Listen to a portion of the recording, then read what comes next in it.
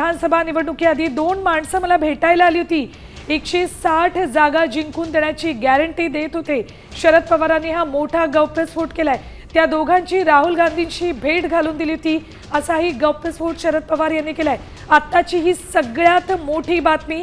सर्वात आधी साम टीव्हीवर 2 माणसं विधानसभा निवडणुकीआधी भेटायला आली होती आणि 160 जागा जिंकून देण्याची गॅरंटी देत होते, असं शरद पवारांनी गौप्यस्फोट केलेला आहे। या माणसांची आपण राहुल गांधींशी भेट घालून दिली होती, असंही ते म्हणतात।